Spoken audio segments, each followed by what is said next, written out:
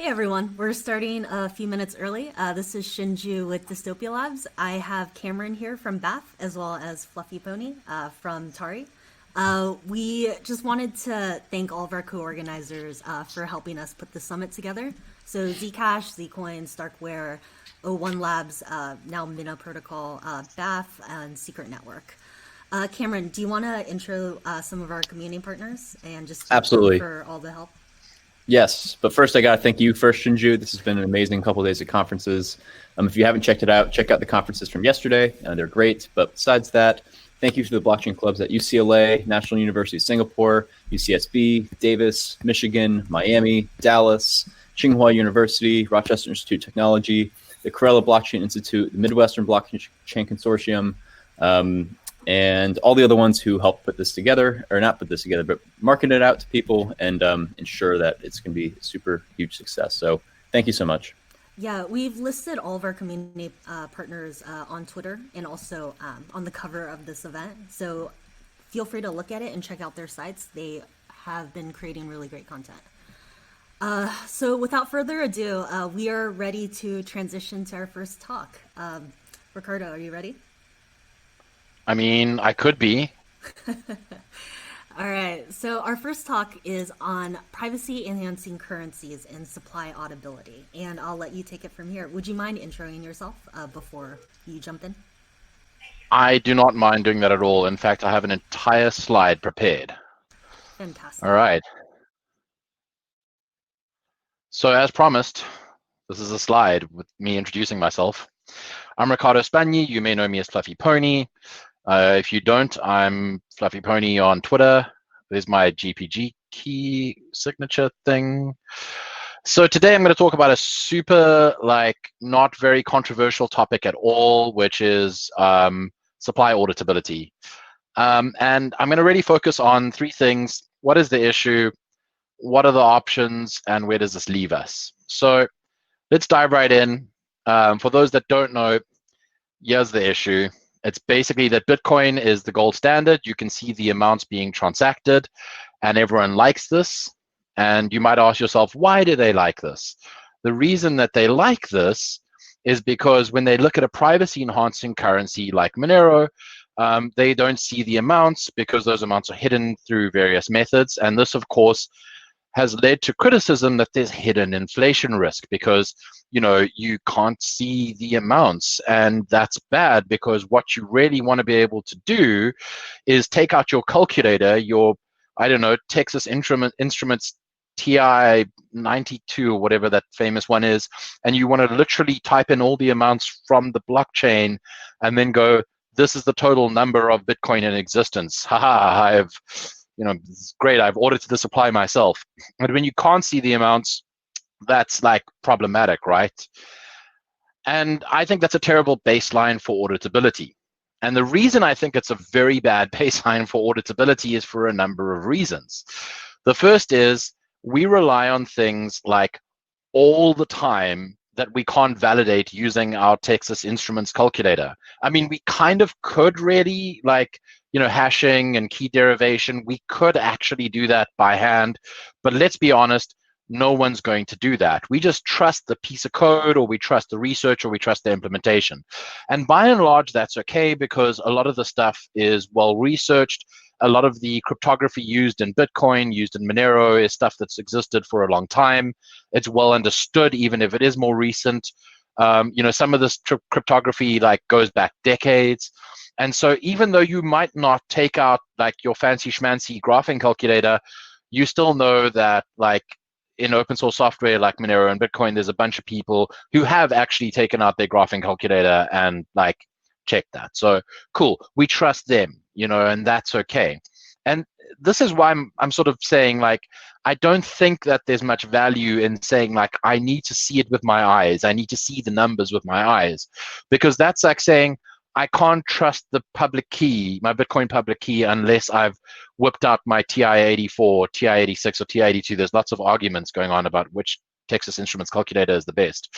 And I'm just, I'm going to figure out this derivation. And if I can't figure out the derivation myself, then I'm not going to trust it. No one does that. That's just crazy. You just trust that key derivation. You trust the hashing. You trust the encryption. You don't even give it a second thought. So if it's clear that we want soundness. Okay, we understand that we want security, we want monetary soundness, we understand all of that. So let's try and understand what are the trade-offs. Let's try and figure this out. So there are 3 problems that can arise when it comes to supply auditability. The first is we can have a cryptographic hardness assumption that breaks. The second is we can have detectable inflation due to some sort of implementation bug. The third thing is we can have undetectable inflation due to some sort of implementation bug. Okay, cool. Let's dig into these. So the first one is a cryptographic hardness assumption breaks. Now, the thing is with this, if a cryptographic hardness assumption breaks, let's say the discrete logarithm problem, that the assumption around that is broken, we actually have much bigger problems than, I can create infinite inflation with Monero. Literally everything is on fire and the world burns down. So that's probably not a great thing to happen. So I kind of feel there's, we might as well not bother worrying about it. It's not that there isn't risk. It's just that the risk is kind of negligible, right? Especially if you're using something or cryptography that is reasonably well established and has been around for a long time. If you're not relying on moon math, then you're pretty okay. And for the most part, when you're using WhatsApp and iMessage and Signal and Wire, when you're using Tor, when you're using Bitcoin, when you're using Monero, it's stuff that you can rely on because of the fact that there's a reasonable amount of research that's been done and history that exists around the cryptographic assumptions. Okay, cool. That one's easy. We decided we're not going to worry about that because the risk is cryptographically negligible. Now the second one, detectable inflation due to an implementation flaw. Now, this has happened in the past. It's a very real risk. It's happened twice on Bitcoin. It's happened once on Monero. It's happened on other currencies as well. Bitcoin had it happen 3 times. The first was a value overflow bug in 2010, and this led to the creation of 92 billion Bitcoin.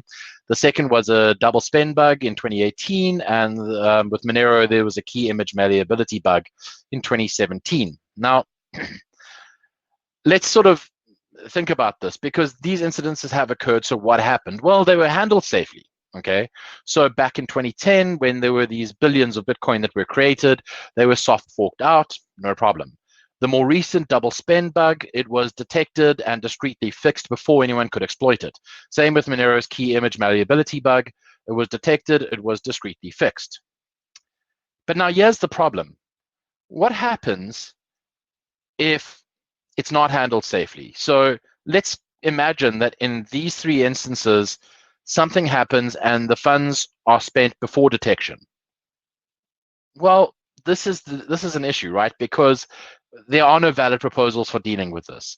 Either you burn the original coins, which means all those coins all those spends downstream get affected, or you fork the blockchain entirely, and that's a problem as well, because there might be people who've deposited stuff on exchanges, there might be people who've bought services. Now all of those transactions get unwound, and what are you going to do? Rely on the honesty and goodness of people to fix it? I mean, let's be real. Oh well, I accidentally have $1 million extra because of this blockchain issue. That's a real tough one to rely on the goodness of people, the honesty of people. So pretty much every proposal that anyone has ever pitched about how to deal with this is catastrophic. And it doesn't matter if it's on Bitcoin or on Monero, it's catastrophic. Okay, and so let's just think back to that. So think about not so much the 2010 Bitcoin issue, because that was kind of big and obnoxious, but think about the Bitcoin double spend bug that was that has the 2018 CVE. So now you've got this output that you've received as an attacker, and now you double spend it, and that double spend isn't detected because it's, for whatever reason, even though we can see the numbers with our own eyes, this is a double spend problem. Effectively, we're able to sort of almost legitimately double spend a TXO, and by the time it's actually picked up, and that might be pretty quickly, it could be within minutes even, by the time it's picked up, there's already too much that's happened on chain. An attacker could have spent someone else's funds. An attacker could have deposited to exchanges. There's all sorts of terrible things that could have happened, and undoing that is almost impossible. It's going to affect a bunch of people. And this is on Bitcoin. This isn't on Monero or something that typically gets criticism on or criticism about it. It could be on Bitcoin. It could have happened on Bitcoin already, but thankfully, we detected and fixed that bug before it happened. So the risk is small with detectable inflation, but it has to be fixed early. It has to be caught before it ends up getting exploited. Okay, and if it doesn't, well, it's like almost as bad as like a cryptographic hardness assumption breaking, except instead of like the world being on fire, like that currency's on fire, and you might as well throw it in the trash can, because coming out of that is super difficult. I would argue probably impossible. Okay. Third thing, undetectable inflation due to an implementation flaw. Now, this is a legitimate concern, because this is the only class of attack of these three that exclusively affects privacy-enhancing currencies. It cannot affect Bitcoin, because by its very nature, you can see the numbers on the blockchain and add it up on your calculator. Great. So is this a legitimate issue? Yes. And similarly, there are no good ways of handling this. There have been proposals like turnstiles. Turnstiles are utter garbage. They just give a game theoretic advantage to attackers, because attackers can then, as you move money into the turnstile, they can move money out. And you can effectively create a sort of weird situation where an attacker is constantly bleeding money out, but there's not, out of some sort of pool or secret privacy pool, or clever little privacy pool. And as people go in, and you kind of have a situation where it's like a bank, it's like fractional reserve banking, in that pool. And when that turnstile eventually trips and there's no chance of getting money out, you could end up with a bunch of legitimate users who end up getting messed over. They're the ones who can now no longer pull their legitimate funds out of the magical pool of privacy. So turnstiles are garbage. All other proposals, of course, they're basically just the same issue. It's like, oh, when we eventually detected it, well, it's a problem. And of course, the worst part about it is that detecting it in that scenario might not be like, oh, we detected it on the blockchain. It might be we detected it because an exchange said they're receiving extraordinarily high deposits, and it doesn't make sense. So this is the real trade-off. Okay, cool. Now, where does that leave us? All right. Both non-private and private currencies actually, if you think about it, face many of the same supply auditability risks. In fact, in some instances, they face exactly the same supply auditability risks, like the cryptographic hardness assumption. If you break that, that is a problem, whether you are a privacy-enhancing currency or not. Same goes for detectable inflation once it's already been abused. I mean, it's abused, and it's like, oh, well, gosh, what are we going to do? It's a little bit too late then. And again, it doesn't actually matter if you have a privacy-enhancing currency or a perfectly traceable currency. You've got a problem either way, okay? And so in this situation, regardless of what happens, we can consider those outcomes to be devastating. And when we say devastating, we mean the likelihood of recovery from that is not great. And in fact, if you consider something like Bitcoin, which is so dominant and has so much mindshare, if Bitcoin's monetary soundness had to be broken, like almost happened recently with that double spend issue, if someone had abused it and we ended up with these coins created out of thin air, which might have been a large number of coins, then that could have taken down the entire ecosystem. There might be no coming back for any of us. So it's really this is a legitimate risk. And I think it's a risk that is maybe not very understood, or at least not thought about or discussed when it comes to cryptocurrencies. Okay, cool. So we've got this actual trade-off, right? Which is that a privacy-enhancing currency has the risk of undetectable inflation, but it gives you powerful privacy. On the other side, or on the other hand, you have a non-private currency, which actually doesn't come with guarantees for supply auditability, but it does have this cool thing where you can pull out your Texas Instruments calculator and add up numbers on the block explorer. but it makes privacy much harder to achieve. In fact, in some instances, nearly impossible. And so this is kind of like, if you look at those two trade-offs, like that's obviously, you have to choose which trade-off you prefer. And you need to understand as well that on both sides, there are improvements that are possible. For example, a non-private cryptocurrency like Bitcoin might give you sufficient privacy through level or layer 2 systems like Lightning. There's also work being done to improve things like CoinJoin and through stuff like Taproot and Schnorr. And so maybe we end up with sufficient privacy, and we also get the I can add up numbers on my calculator supply auditability, which some people seem to think is magical. On the other hand, a private currency might dramatically reduce the implementation risk. So as an example of this, Monero hides its amounts, and stuff like Grin does this as well, and Tari hides its amounts by using something called Peterson commitments.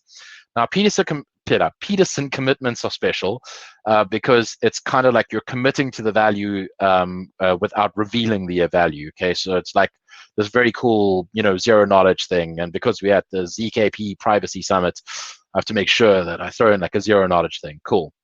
And the thing with Peterson commitments is that they are perfectly hiding but computationally binding. And what that means is that they do a very good job of hiding the amount, and they do a reasonably good job of making sure that the amount is what it says on the tin, or is what we're committing to.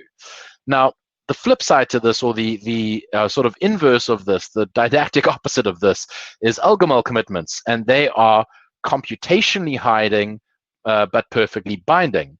And so they do this fantastic job of well, whatever the value is that we committed to, you're not breaking that. It's like perfectly binding, 100%. This is amazing.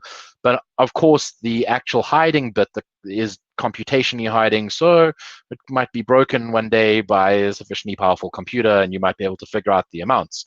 And of course, Monero or Grin or Tari or any Mimblewimble implementation, or Liquid, which also uses confidential transactions, all of these things could switch from Peterson commitments to Algomel commitments, and they would improve the supply auditability quality.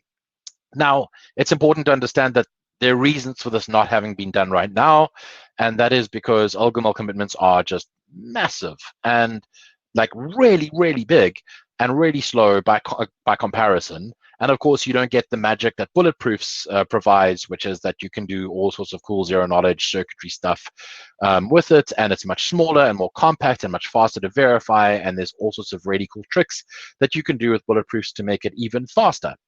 And you can't do that with Algomel commitments. And that's not to say that there won't be improvements with Algomel commitments in the future, but as it stands right now, it's too chunky. But you can imagine a scenario where in 5 or 10 years' time, maybe instead of 5G, we're running 10G on our iPhone 27s, and we're all running fiber to the home and fiber to the Waffle House and whatever.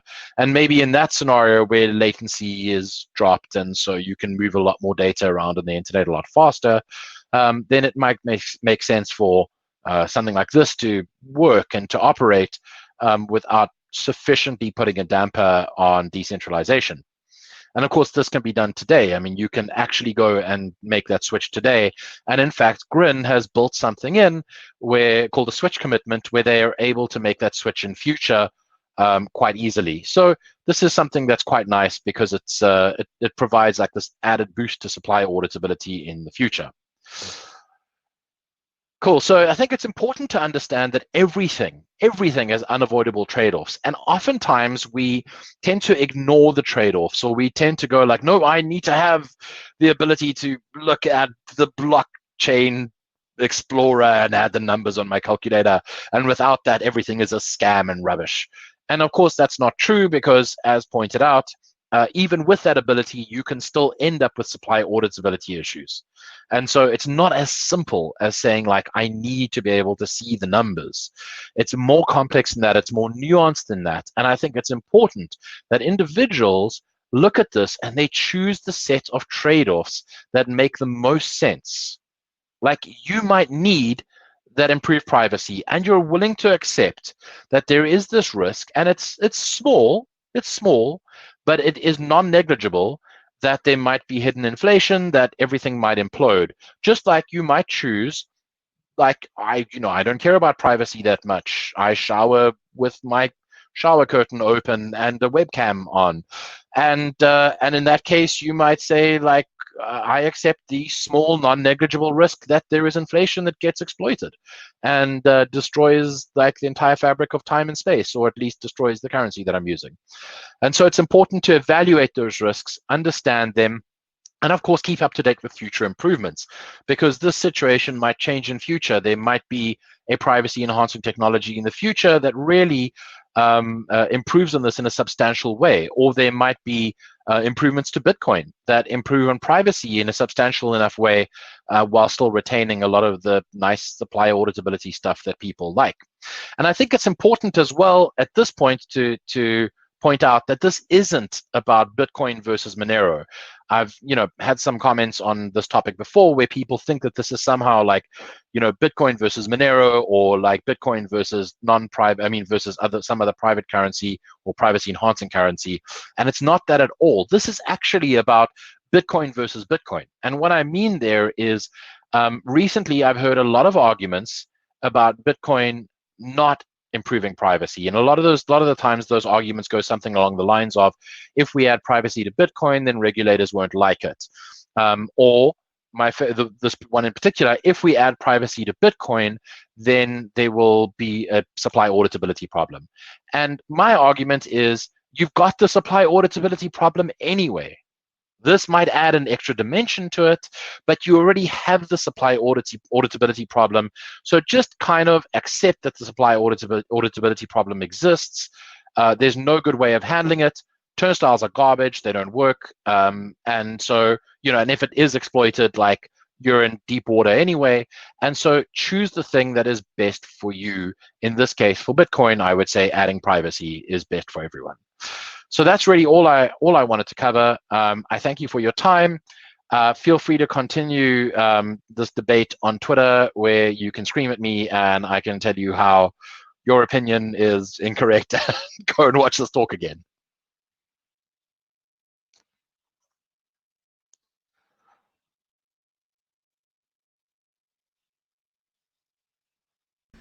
Cool. This was a really awesome talk. Are there any questions that you want to answer? I mean, if people want to ask questions, they're welcome to.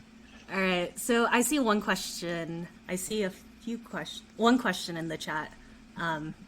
Why non-private have supply auditability risk? Values are values are. I feel like I covered that. I know. I feel like you covered it. Yeah, I think I do think that there are some people who started watching a little bit into it, and it's probably a good idea for them to go watch from the beginning, so that they can understand, specifically why traceable currencies also have supply auditability risks. Yes. Do you have any resources that you would recommend people check out to learn more about financial privacy? Yeah, I mean, like, for financial privacy, there's the R privacy subreddit that has opinions, and their opinions are also very, by the way, largely focused on actual privacy and day-to-day use. So they do cover things like cash, privacy.com, credit cards, like one single usage credit cards if you're in the US, and lots of other things. I think, we tend to get into a big discussion about like which privacy enhancing currency is the best, but at the end of the day, even if you're using, let's imagine that like Monero, or let's imagine there's some new coin, we'll call it zero knowledge magical coin. Let's say that you are using zero knowledge magical coin and it is perfectly private in every possible way, and you go and make a transaction and then post about that transaction on Facebook, you lose all privacy. It doesn't matter that the thing is magical and provided you with magical privacy. You've gone and wrecked it. So I think people sometimes forget that privacy often is more about OPSEC, about your operational security, about the way you manage everything and compartmentalize this data, and not about one specific technology you're using. There is no magic bullet. Okay. Someone wants to know, do you know of papers, discussions specifically on game theoretic issues with turnstiles, racing against hodlers and lost keys, etc.?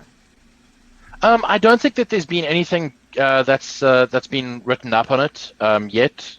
Like at least nothing that I've read that's sort of like really expounded on it. And I think it's because the turnstile stuff is largely, I mean, it's kind of obvious what could happen with a turnstile, and how you could end up being like a hodler who, like, you're the last to move your coins, and so, sorry for you. And I think that I mean, sure, I'd welcome some decent research on it to sort of prove that point, but it's somewhat intuitively obvious. Okay. Someone wants to know, can you explain why turnstile methods are trash?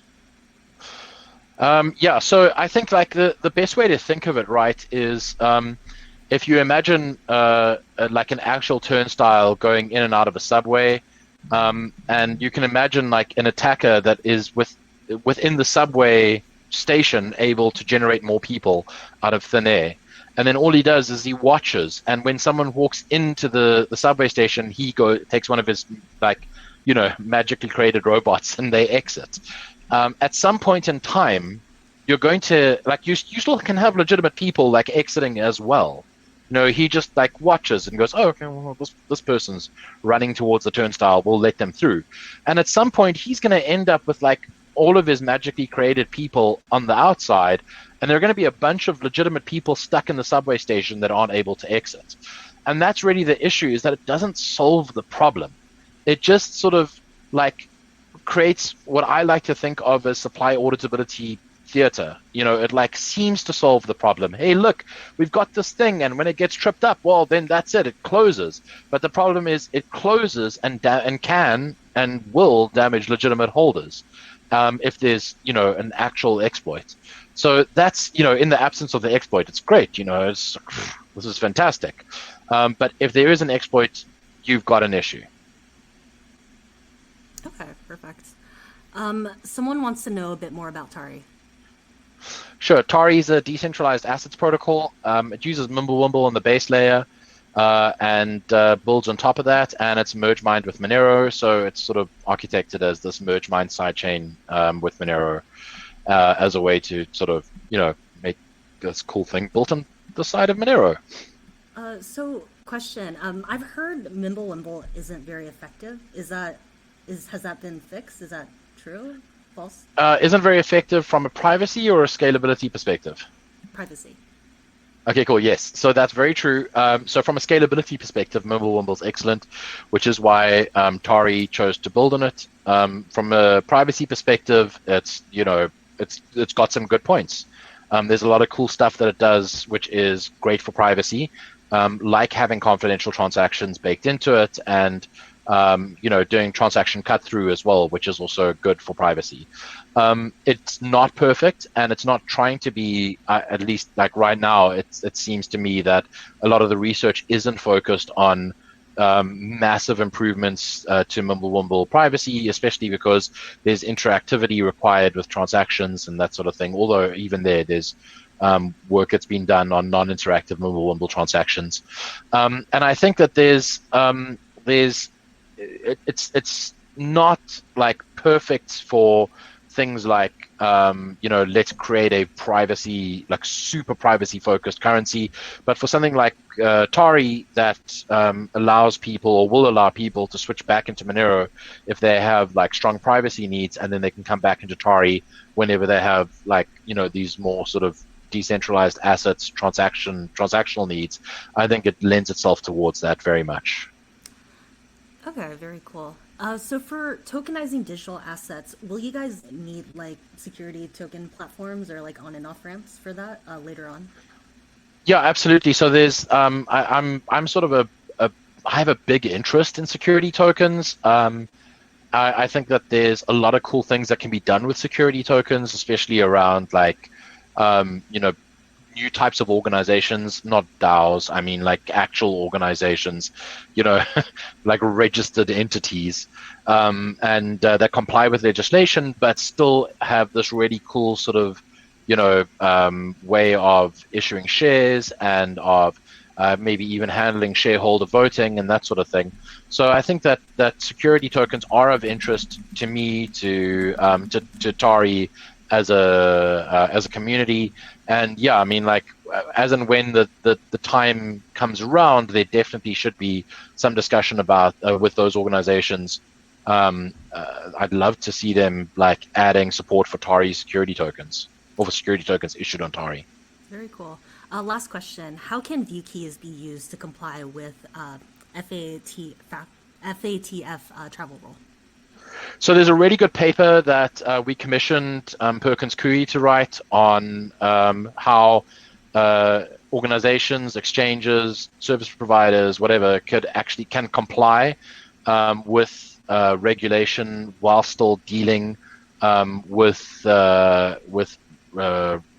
privacy enhancing currencies, and that goes into a great amount of detail about how there's actually, you know, these privacy enhancing currencies like Monero, like CoinJoin on Bitcoin, like Lightning, like Zcash, are already compliant with all this regulation, including the travel rule. And it goes into a great amount of detail about how, like, there's no additional functionality that's needed. You don't need to build all sorts of weird travel rule compliance onto the blockchain. And it's really a fantastic read. It, of course, is quite sort of law heavy, and given that it's produced by primarily by Perkins Coie with a bunch of collaborators. But I strongly suggest, like, I think, you know, I've tweeted about it, the Monero account's tweeted about it. It's on the Perkins Coie website, not that hard to find, and it's worth reading. It's a great white paper that really dives deep into those regulatory issues and how it's not that difficult to be compliant. Okay, awesome. Yeah, this is really great. So we are out of time. We need to transition to our next talk. We really appreciate you taking the time. It was great. Thank you so much. All right, bye. Thank